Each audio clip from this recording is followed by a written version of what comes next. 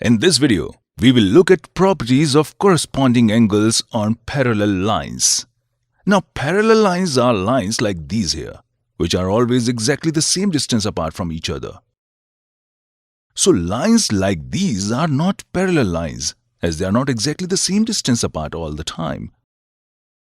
They get wider and wider apart. Now, parallel lines are indicated by an arrow like that, or a double arrow like this just indicates that lines are parallel. Now we are going to have a look at the case where two parallel lines are cut by another line, also known as transversal. And we are going to look at this angle and this angle. Can you see the position with respect to the parallel lines? Both are above the parallel lines to the right of the transversal. These kind of angles we call corresponding angles.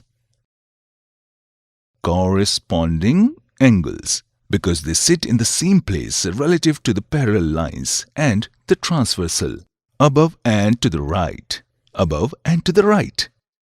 These other ones here on this side are also corresponding. They sit in the same place, above and to the left, above and to the left of the transversal.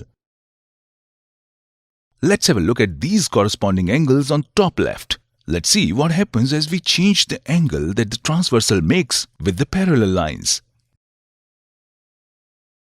Can you see that just moving this transversal here, as it moves, the upper angle gets bigger, and as it gets bigger, the lower angle gets bigger as well.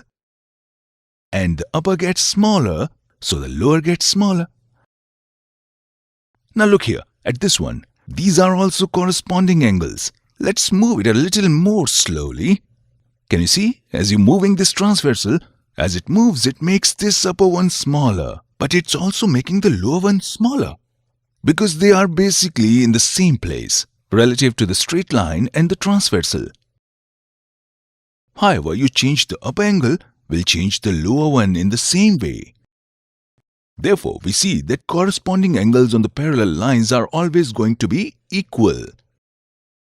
And this angle here and this one here are also corresponding angles. So they will also be equal. Doesn't matter where you put the transversal. And another pair of corresponding angles could be these ones here. This one and this one. Because they are below the parallel line to the left of the transversal.